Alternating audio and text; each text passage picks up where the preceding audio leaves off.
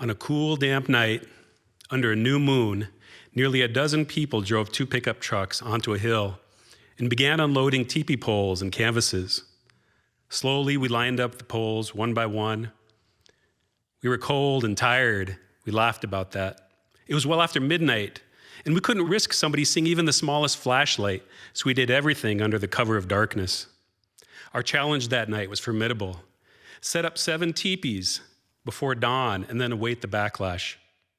Earlier that day, as the sun had set, an Omaha grass dancer performed on the site where the teepees would be built and prayed for our endeavor. We had spent the previous week preparing for this protest. We had gathered in secret at the Lincoln Indian Center to establish teams, each one with its own charge.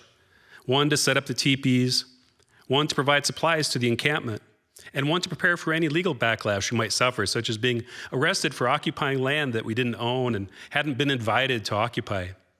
Personally, I wasn't excited about the idea of being arrested. I'd never been arrested. My worst legal infraction involved carrying a cup of beer outside of a house party in college a week before my 21st birthday. I didn't like the idea of acquiring a criminal history and becoming the stereotypical no-good Indian. And I didn't like the idea of giving a future employer a reason not to hire me. But mostly, I didn't like the idea of anyone else from our encampment being arrested. But being arrested was a very strong possibility if we moved forward with our occupation of Snell Hill. It was an audacious idea, thought up by a friend following a particularly disheartening city council meeting a week before that had ended with approval of a massive housing development right across the street from the city's largest park, as well as its oldest and most heavily used inipi, or sweat lodge. The memory of that city council meeting hung heavy in my thoughts. My daughter and I had spoken at the meeting, trying to urge the city council to reject this massive housing development. Dozens of people had joined us in an effort to do the same. Having to watch as my friends and my daughter stood with tears outside that city council chamber motivated me to take action. But it was the city council's unwillingness to even look at us while they deliberated this development that inspired us to set up 7 teepees on the land where the housing development would be built. Land that was owned by the Catholic Church, but was soon to be owned by a development company. The property was in a fairly secluded part of town with just a few homes around it and Highway 77 on its western perimeter. A few cars traveled on the gravel road as we set up the teepees. We wanted the city to see us. We wanted our city fathers and mothers to remember that we were here and we weren't going anywhere. Being invisible is nothing new to Native people. Centuries ago, the federal government had moved us onto isolated places, land that nobody wanted, and expected us to give up our hunter-gatherer lifestyles in favor of farming. We had done our best to provide for ourselves on the hard-scrabble earth of southwestern South Dakota, where my people, the Oglala and Rosebud Lakota, had been moved. But we didn't take to farming, and we've struggled to make the transition to capitalism. My own family has struggled with alcoholism, diabetes, and violence. I've lost relatives in their 20s and 30s to drinking. But I also grew up steeped in the cultural traditions of my people and in the activism of Indigenous leaders like Russell Means and Frank Lemire. Over the years, I'd become an activist myself, unwilling to stand idly by as my people are mistreated or exploited. I'd begun my activism years earlier when, as president of my college's Native Student Association, I held a protest following the university's decision to penalize a Native student who had burned sage in his dorm room while praying. Since then, I'd hosted numerous rallies and marches and carried signs in protest of Native people slain by police.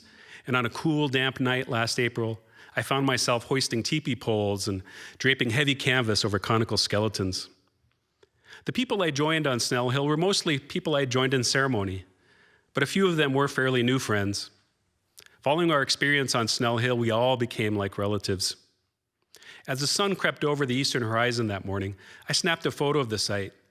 The image of the 7 teepees and the gray clouds above them looked like a grim watercolor painting. It reminded me of my mood that morning, proud but anxious. Shortly after 7 a.m., local media, law enforcement, and the Catholic diocese all received email notifications of our occupation. About an hour later, a police cruiser drove onto the site and got out.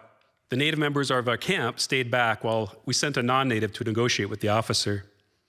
I think I can speak for every Native person in the camp that morning when I expressed my feeling of fear and uncertainty over the presence of the officer on the site. While we were all law-abiding citizens otherwise, that's never been a guarantee of civility when it comes to our interactions with police.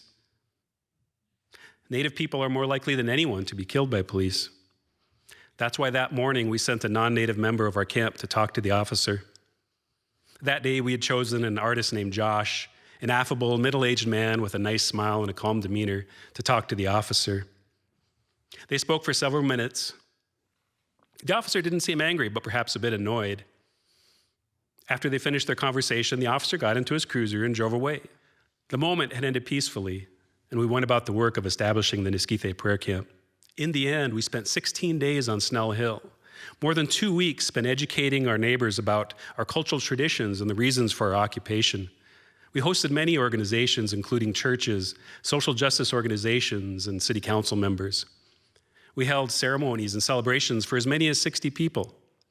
16 days spent getting to know one another and forging lasting friendships. I wouldn't change anything about our occupation of Snell Hill, though we endured many trials, wintry and rainy weather, even the occasional disagreement over how to proceed with our encampment. And we had more than one angry person drive by, including one man who drove his pickup truck right up to our teepees and got out and began yelling at our members. And while we haven't been able to stop the housing development from happening, I believe that we sent a powerful message to our city leaders about the resilience of our Native cultural beliefs and practices. And I believe we reminded everyone that we're here and we're not going anywhere. But most importantly, I feel that we planted the seeds of advocacy within future environmental leaders, such as my daughter Maya, who I am certain one day will stand up for her people and her sacred Mother Earth, or Unchi Maka. Thank you.